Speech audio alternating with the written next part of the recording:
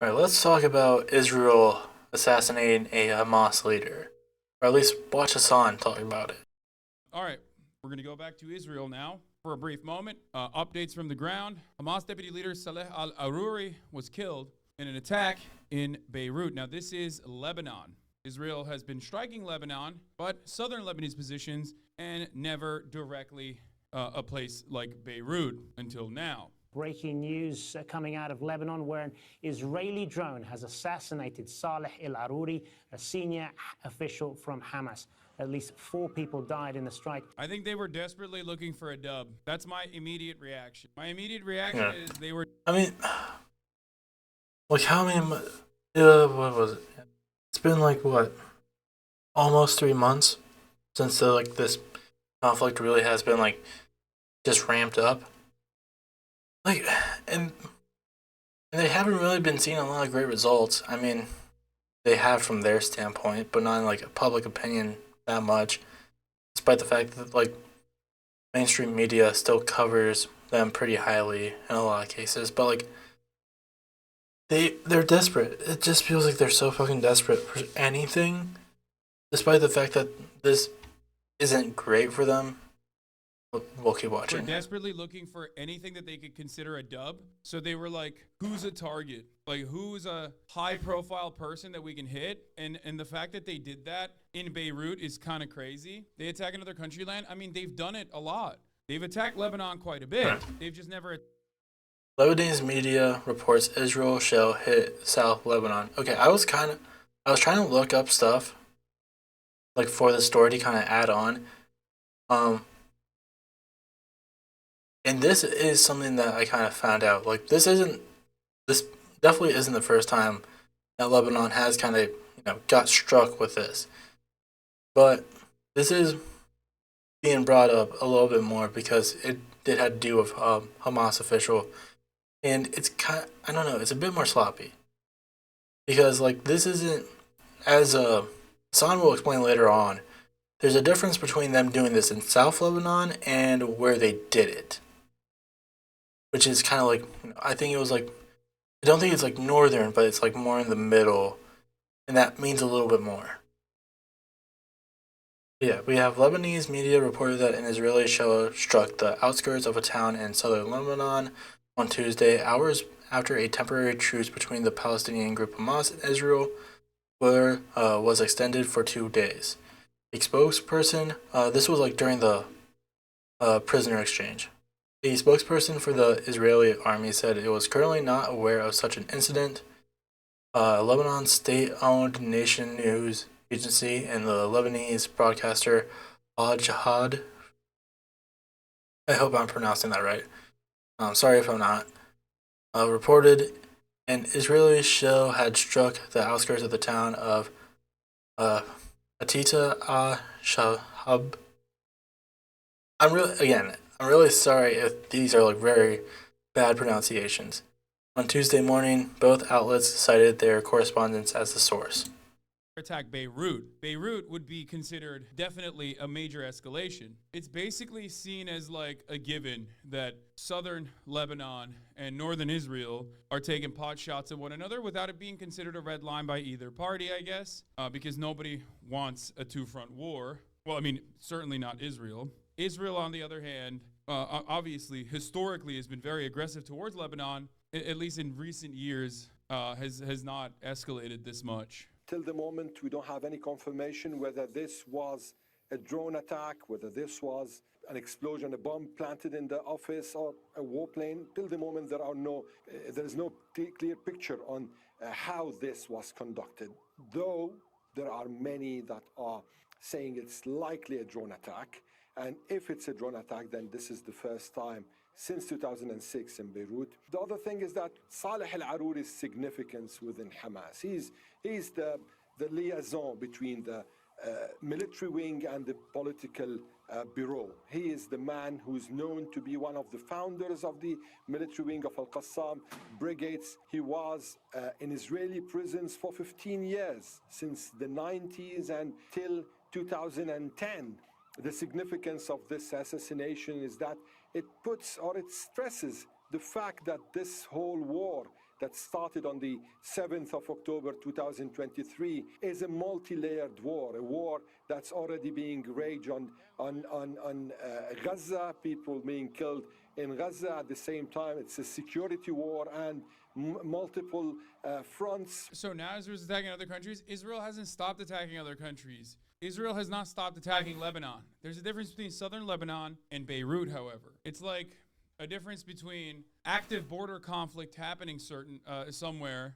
Like, I want to give an American example, but there's no way to give an American example. Yeah, it's like Canada, Mexico, like, it's not exactly the same with the U.S. I'm trying to think of, I don't know. It's kind of hard to explain. But like, if America and Mexico were like fighting, I guess, and they were fighting in the southern border, and then Mexico blew up an apartment complex in New York City. Oh, Ukraine is actually a much better example. Yes, Donbass and Kiev, great example. You're right. Russia and Russian proxies fighting against Ukrainian forces in Donbass was a constant thing. Blowing up positions in Kiev, however, I mean, if we're talking pre-invasion, obviously, if that had happened, if that had occurred, that would be a major escalation and very different. You know, Hazem, there were rules of engagement that we've been referring to all over the past 3 months. Rules of engagement, whereas Hezbollah is hitting within 3 to 5 kilometers, sometimes 10 kilometers inside the Israeli territories, and Israel hitting also within the Lebanese territories towards the Litani River, which is like in a depth of 15 to 20 kilometers maximum. But today there's something outside the box. There's something outside the whole rules of engagement. And when they say rules of engagement, there's like rules of engagement that we all know and understand. International criminal misconduct in war crimes. Then there's rules of engagement that Israel is supposed to have and America is supposed to have that are way above all of those. And then there are major escalations beyond those rules of engagement. And this would be a major escalation beyond even the already opened up rules of engagement. Yeah, like Israel has, for some fucking reason, been able to get away with a lot of shit during this whole fucking thing. But this could really affect them. Like, I mean, I don't think I should have to explain like how far and beyond they have gone in terms of like how you're supposed to act in this sort of situation. If you know anything about this, I don't think I should need to explain that. Like how they have been like just brutally like nonchalant and like indiscriminately like slaughtering Palestinians, shit like that. But like, yeah, it's not going to be great for them because this is something very serious. Again, like with the whole southern Lebanon thing, it could just fall like it's a border thing. But when you get to this, it's like a signal to like it's way more than a border thing at this point. Like this is major shit. Like it's not just like it's not like sharing I don't know. It's not like sharing a room with your brother and you guys are arguing at which side of the bedroom is yours. It's more like if you were, arguing with your brother and then you try to throw something at him and then you hit your sister in the other room.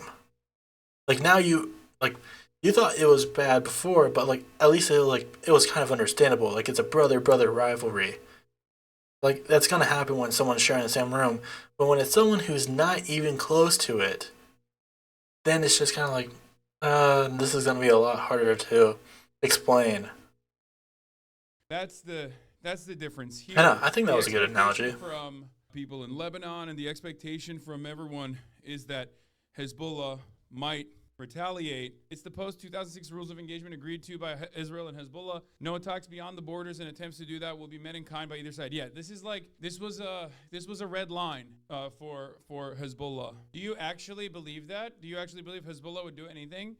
I mean, it's what they've said they would do.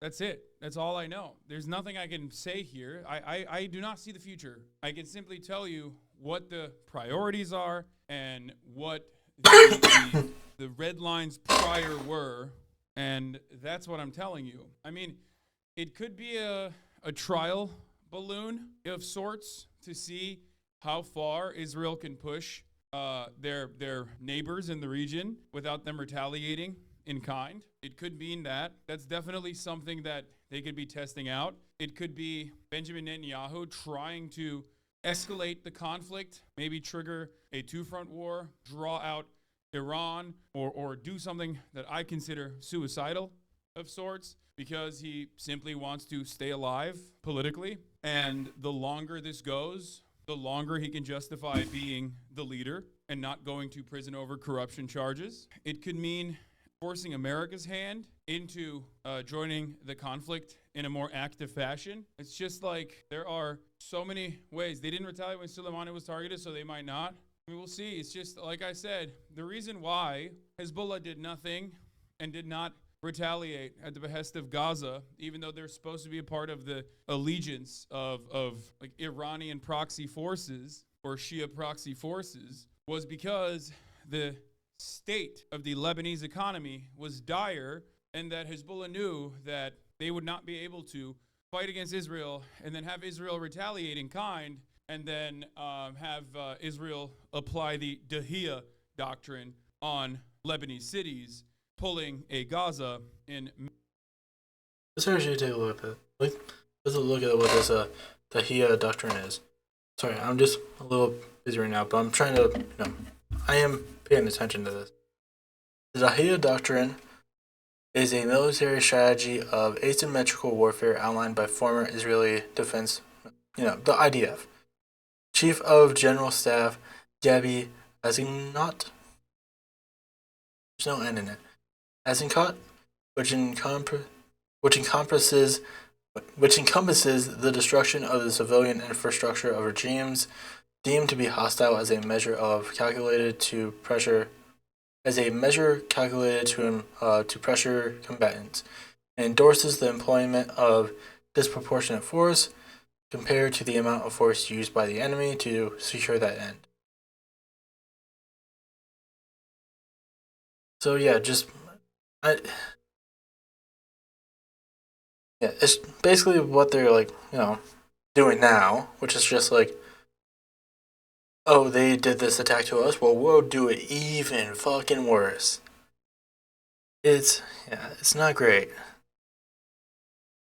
Cities pulling a Gaza in many different cities inside of Lebanon. They simply do not have the economy to be able to withstand that at all. Beyond, the pot shots that they've been taking, which Hassan Nasrallah said was simply a up to the regional militias there, and not a directive that was coming from the leadership of the Hezbollah or the leadership in Iran at all. As far as the leadership of Iran or the leadership within the Hezbollah structure goes, they simply said southern Lebanese militias are going to react and retaliate in kind due to the many escalations from Israel and Gaza.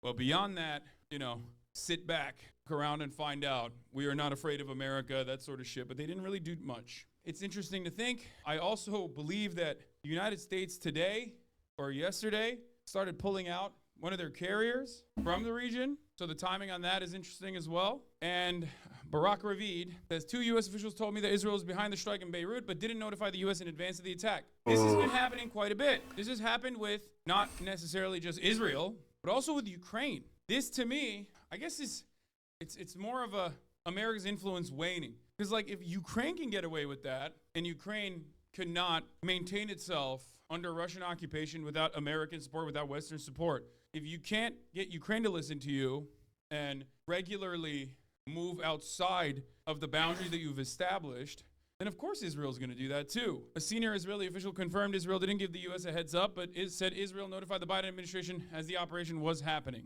There's a statement from Hezbollah that I will be reading to you as well to get their perspective on the matter. We mourn our Arab and Islamic nation. We mourn free Palestine and his great resistance and his proud people, and the Mujahideen everywhere. The great Mujahid leader and deputy head of the political bureau of Hamas, Sheikh Saleh al-Aruri, the criminal enemy, which after 90 days of crime, murder, and destruction was unable to subjugate Gaza, Khan Yunis, the Jabalia refugee camp, and the rest of the Proud Cities camps and villages. It's resorting to a policy of assassination and physical liquidation of everyone who worked, planned, carried out or supported the heroic Al-Aqsa flood operation and contributed to the defense of the people of Palestine, the oppressed. And today's crime is a continuation of the crime of assassinated leader Saeed Radhi al-Musawi in another field of action and a new front of combat and support fronts. This heinous crime will not increase the resistance of the resistance in Palestine, Lebanon, Yemen, Syria, Iran, and Iraq, except in their belief in their cause and a firm commitment and determination to continue the path of resistance and jihad until victory and liberation. Now, the last paragraph is the most important part. The first paragraph is the classic shit where it's like, you know, where our cause is just, our boys are holy, they're engaging in like a just cause, that kind of stuff. We consider the crime of assassinating Sheikh Saleh al-Aruri and his fellow martyrs in the heart of the southern suburb of Beirut to be a dangerous assault on Lebanon, its people, its security, sovereignty, and its resistance, as well as the highly symbolic and significant political and security message it contains, and a dangerous development in the course of the war between the enemy and the axis of resistance. We in Hezbollah affirm that this crime will never pass without response and punishment, and our resistance in its pledge is steadfast, proud, and faithful to its principles and commitments that it has made to itself. Its hand is on the trigger, and its resistors are in the highest levels of readiness and preparedness. And this is a well-known day that will be followed by many days to follow. So beautiful patience and beautiful patience. And God is the one who helps, and victory, God Almighty willing, is very near. Yeah, overall, they're saying they are going to retaliate. Be patient. Okay, so it said nothing. I mean, I don't think that's nothing. We in the Hezbollah affirm that this crime will not ever pass without response and punishment, and our resistance in its pledge is steadfast, proud, and faithful to its principles and commitments that it has made to itself. Its hands on the trigger, and its resistors are in the highest level of readiness and preparedness. Such a great example of how the Israeli government doesn't prioritize the safety of its citizens at all. I agree. It is a dangerous escalation. I wonder what the other regional partners... It's like, especially when like a lot of Israel's excuse when it comes to all of this has to deal like we're doing this for the safety of Israel. We're doing this for the safety of like Jewish people. Like they keep trying to use that, but if they actually cared about their their civilian safety, they wouldn't have done this, because this just makes it even worse. Like, this makes it way less safe for your citizens to, be alive. Oh god, that's not good.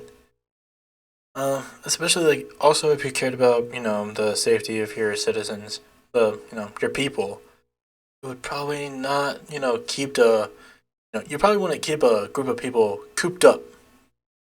And, you'll probably let them free, or else they would grow a resentment towards you and would take it out on your people. Like, you'd probably just, let them go. And, if there are groups that do come after you, you deal with them, but you don't punish the larger population and don't keep them cooped up like they're just a bunch of chickens. Because a lot of them are going to get angry at you, and it could lead to a very disastrous attack if you're, not prepared, and you just kind of view them as wild animals incapable of doing such a thing. I don't know, and I don't know. Maybe it's just me. Just a thought that I would put out there.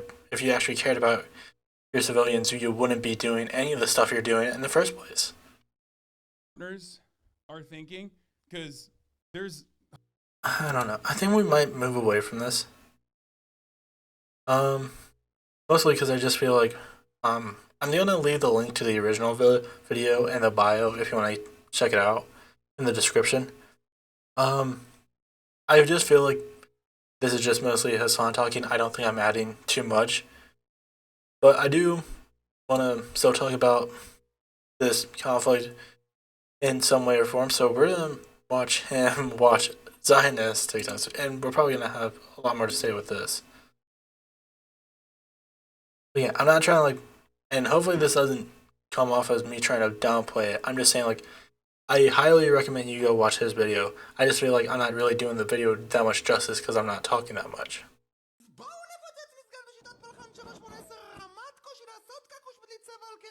What the fuck?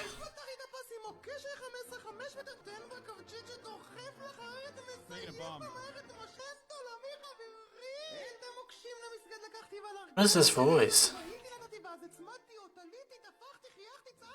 Is this like supposed to be edited?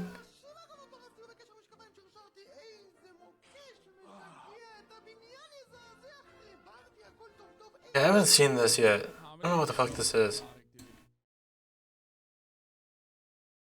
Yeah, they're putting that in a mosque, by the way. I do not understand, like, how Israel is the least funny nation on the planet. Like, how did this happen? This is, like, almost as offensive. The lack of comedy and the lack of humor in this ethno state, in this religious Jewish supremacist ethno state, is so devoid of any fraction of humor that it's almost as offensive as the ethnic cleansing and the continuation of the ethnic cleansing. Obviously, ethnic cleansing much worse, but that's how bad their lack of humor is, and it blows my mind. Okay, this isn't to minimize the impact of the atrocities, but this in and of itself is also an atrocity. If Israel wasn't doing an ethnic cleansing campaign in Gaza, Like, okay, we talked earlier about like Dave Chappelle, that new joke in his special.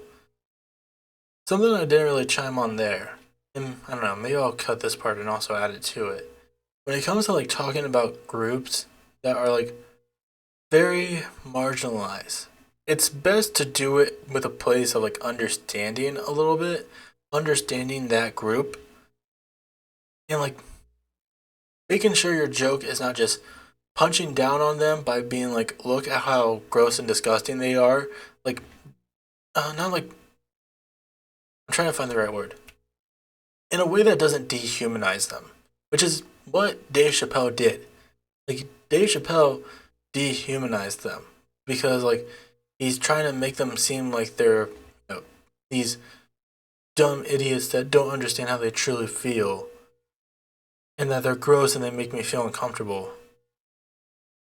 But with this, it's arguably way worse because these people are getting murdered by these people who are making the jokes. Like, it's just so bad. It's just really bad.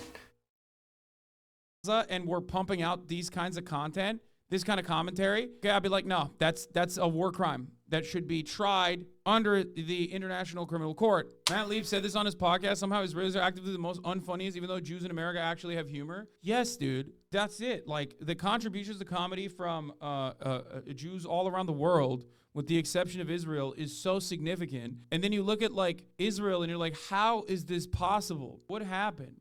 It isn't to say that, like, all Jewish people are funny in general. Of course not.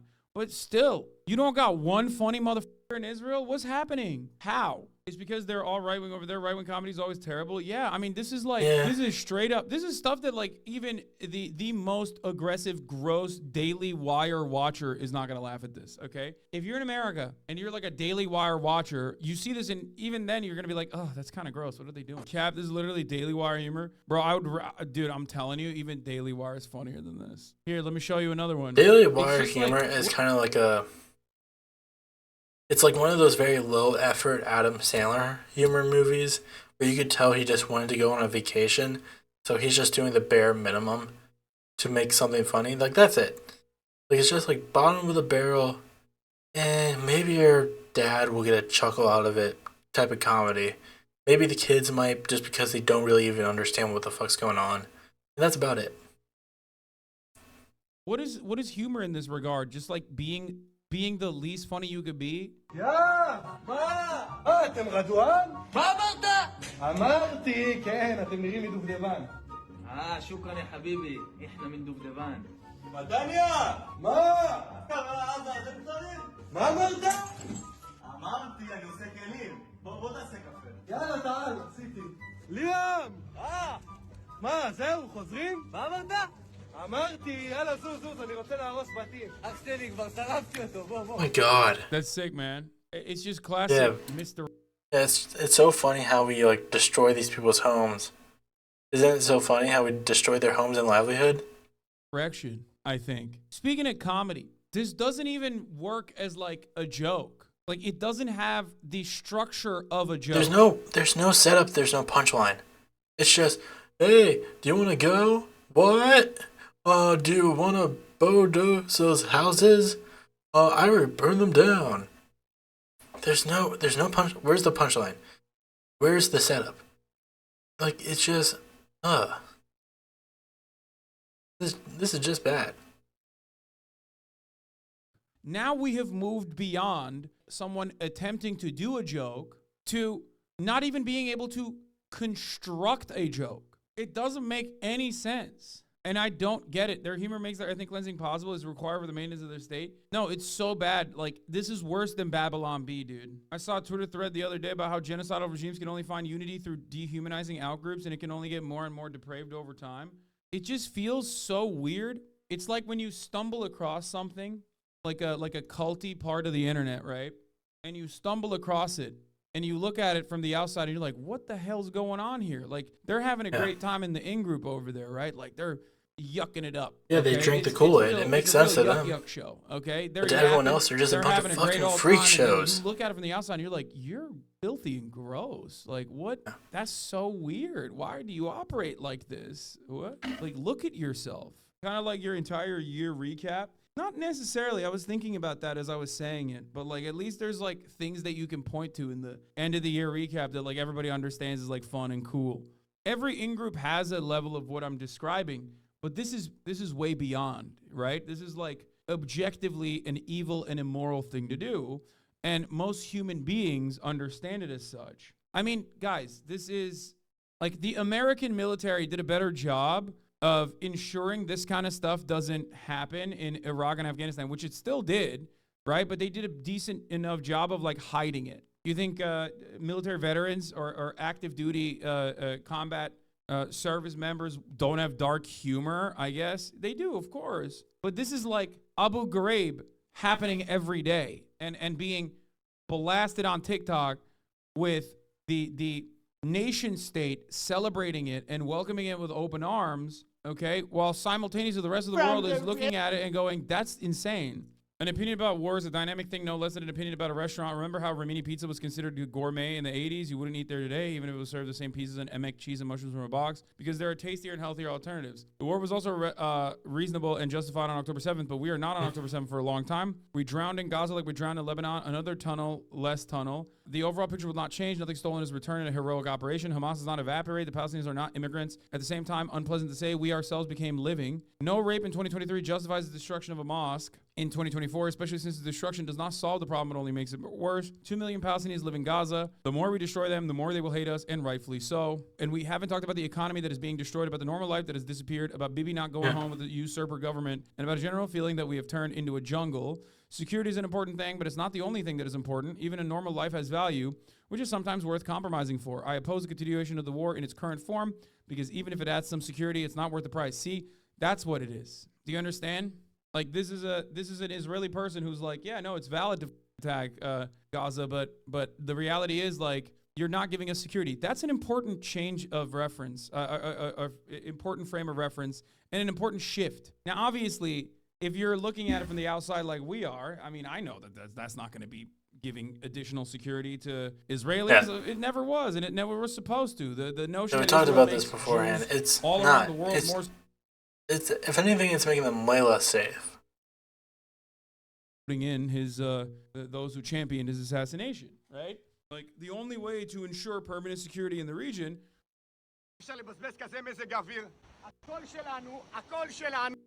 Interest of security for Jews around the world, and certainly not even Jews in Israel. Israeli comedian and soldier Guy Hochman posted a video on social media where he can be seen playing on the sea on a beach in Gaza where he claims everything is ours. אי אפשר לבזבז כזה מזג אוויר. הכל שלנו, שימו לב, תראו איזה טיילת, ועכשיו, החוף של נובה. בחוף של עזה!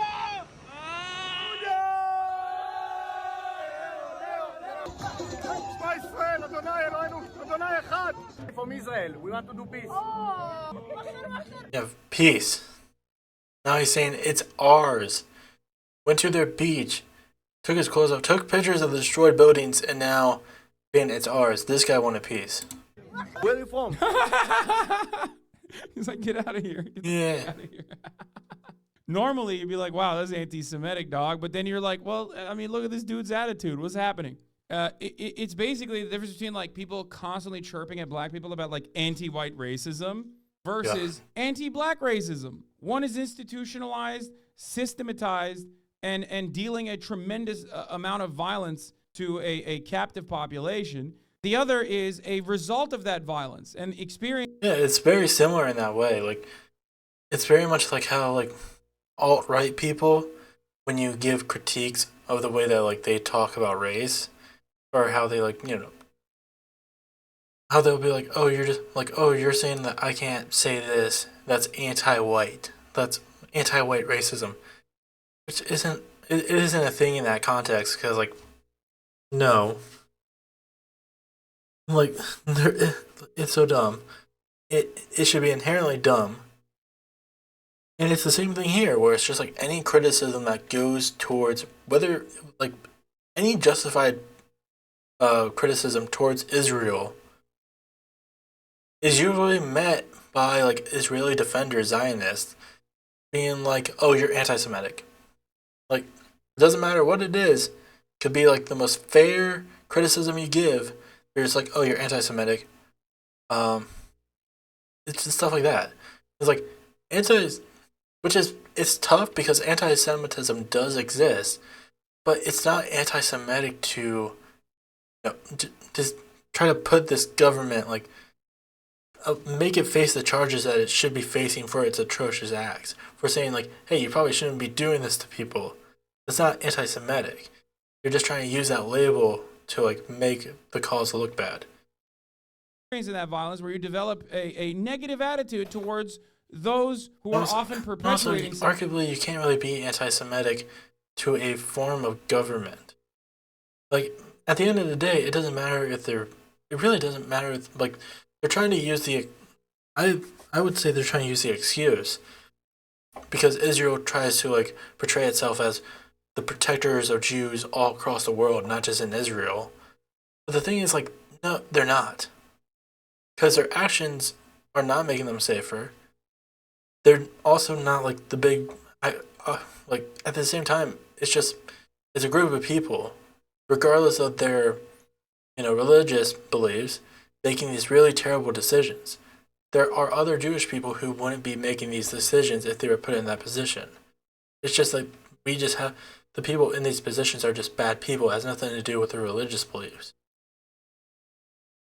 Said violence or legitimizing said violence until proven otherwise. Afghanistan, wow, you are very stupid. But you lost to Saudi yesterday. Sorry, from Israel. I can teach you how to beat Arabs. Oh my God. What? Not so much, not so much. Why? I'm Israel. Where is Israel? You have Israel. Only Palestine. No, this is Israel. We will fight to death to bring our hostages. But you know what will be the picture of the victory? The victory will be when Gaza will go in fire. Is this guy dead? No, he's not. He's very much alive. What he has killed, however, is not Gazan civilians, but instead specifically comedy. He has murdered comedy. He has specifically. Was he trying to do comedy in that video beforehand? Was he trying to like, you know, make jokes? I honestly couldn't even tell. I thought he was just going up to people and being like, "Where you're from." Was he even attempting jokes? I don't know. Concept of comedy. I guess like the fact that we don't even know shows how bad he is at it. Show Israeli how much Muslims hate Israel despite the attack and the hostage situation. No, I know what he's trying to do. He's trying to be like, oh, I'm from Israel. Look, see, I just went over here. I mean, dude, this is like what this guy's doing is yet another version of like right-wing trolling, right? I'll bring it back to the United States of America for you to be able to comprehend it. What's that guy that goes up to like AOC and is like, nice ass? You know what I mean? And then like tries to get himself in situations where like people yell at him. I don't even want to say his name, but it's basically that Nazi guy. It's basically the same. It's basically the same as like right-wing trolling, Steven Crowder style right-wing trolling. You try to get people to yell at you to show how hysterical and silly they are. To go, oh, look at me. I'm just a small bean guy. I'm not doing anything. I'm not doing anything at all. That's it. That's his job is trolling at this point. And yes, rage baiting. That's his goal. Because he has no way of like creating anything humorous in and of itself. Here's an attempt at creating something humorous by Daniel Ryan Spalding. Let's take a look. To the sea. Hi, I'm Mr. Daniel, and this is my friend, the purple-haired girl. She's not a bad person, but she's been radicalized to become a raging Jew hater, and we want to help her. Hello, Zionist pinkwasher. Purple-haired girl, I heard you chant. Yeah, it's literally just like the anti-SJW shit that like right-wingers did like years ago that like it hasn't been funny for a long time. I don't know how he thinks this is gonna work. It's really dumb. I was trying to look ahead. I have watched this video before. This is the only one I really remembered because it does go on for a little bit longer of time. And it's just, I think like there was like, I don't know. I think there was like an Israeli like almost SNL skit or something like that was like similar to this, where it was just like, look at these colored haired people being dumb, supporting these people that would want to kill them. It's like, and it's just straw man arguments. Like no one's making the argument. Like nobody actually represents the arguments or critiques that these people are bringing up, and they're like stupid fucking videos that have no basis in reality. Like my God, it's just really dumb. I haven't been covering this stuff a lot because like it would just be me repeating the same things over and over again because of like how stupid this entire stuff, like just of how stupid this entire thing is, like, which is why I did want to bring this back up with like what happened with Lebanon, the attack there, because this could bring it, especially like with like the U.S. withdrawing one of their like shipments. Like this is a good this is a development. It's something. I don't like this. Probably is going to escalate a little bit more due to Israel really fucking up in this regard. But at the same time, it just feels like it's the same thing over and over again. And I'm not saying that in a way of being like, oh, who cares? It's the same thing. We shouldn't be talking about it. Obviously, we should. That's not my argument. That's not what I'm trying to make. I'm not saying like, oh, it's not trending, we shouldn't be talking about it. Obviously, we should. It's just kind of hard to like come out here and just talk about it, you know, every week when it's just the same thing. It's just the same stupid stuff. It's the same stupid people. It's just dumb. Like, I don't want to sit here like for 20 minutes just listing off people who have like came out as like Zionist idiots. Because honestly, that would probably just be more of the conversation and being like, oh, other people are dead now. Like, it just sucks. This just sucks, and it shows like how fucking cowardly that, you know, the powers that be, who could easily do something about the situation, just don't do anything about it. I don't know. I'm hoping for, again, I always hope for a more peaceful way out of this, but it feels like we're not gonna get that. It's just gonna get worse, but I just hope this comes to an end.